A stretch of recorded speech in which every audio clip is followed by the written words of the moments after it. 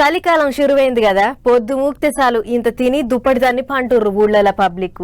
తెల్లారగట్ల పొద్దెక్కినా సూరన్న నెత్తి మీదకి వచ్చినా లేవ బుద్ధి అయితలేదు. అసొంటిది తెల్లారి తాల్కనే ఇళ్లలో ఉండేటోళ్ళంతా బయటికి ఊరుకొచ్చిర్రు.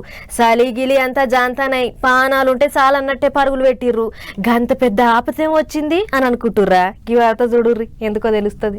భూమి కదిలింది, గోడలు నెర్యలు బాసినాయి, గడియారాలు గంటలు కొట్టినాయి, దేవుని పాఠాలు తుప్పుక్కున కింద పడ్డాయి, గాలి పంకలు ఊగినాయి, చూసిన వాళ్ళు భయపడ్డారు, ఇండ్లలో ఉన్నోళ్ళంతా బయటకు ఉరికొచ్చేళ్ళు. తెలుగు రాష్ట్రాలు ఉయ్యాలు ఊగినాయి ఓ తడవా. ఆవు బుధవారం నాడు తెల్లారి గట్ల అటుగా 7:30 గట్ల భూకంపం వచ్చింది. ములుగు జిల్లాల సాలయ్యి చుట్టూ 250 కిలోమీటర్ల దాకా ఊగిందట.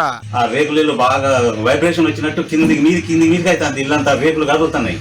ఆ కోతులు ఆగిందని మాకు భయం అవుతుంది. ఇల్లంతా వైబ్రేషన్ వస్తుంది. అసలు అర్థం కావట్లేదు. బయటికి వెళ్ళాలంటే భయం అవుతుంది. పడుకోను కదా, మంచం జరుపుకుంటూ వచ్చింది, వంకేసింది, రేకులు కూడా సౌండ్ వస్తుంది. మేడారంలో సమ్మక్క సారక్క గద్దెల కాడ పొద్దుగల పూజలు చేస్తుంటే భూమి వదిలింది.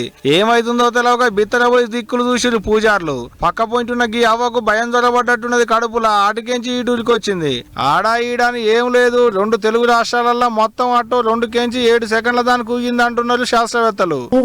మార్నింగ్ 7:27కు ఎర్త్క్వేక్ ఇక్కడ వచ్చింది ఆంధ్ర తెలంగాణ రీజియన్లో. ఎర్త్క్వేక్ 5.3 మాగ్నిట్యూడ్ అండి.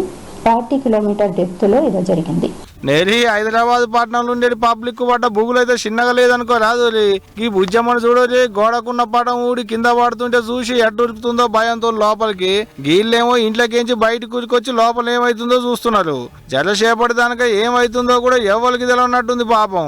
మరి ఇంతటితో నాకుద్దా మల్లోపాలకి ఇట్లా భూకంపం వస్తుందా అంటే వచ్చేటట్టే ఉన్నది అంటున్నారు శాస్త్రవేత్తలు. మరి చూడాలే ఏమైతుంది అనేది. కానీ భూకంపం సల్లగుండా కాసేపు దడ పుట్టించింది పోండ్రి.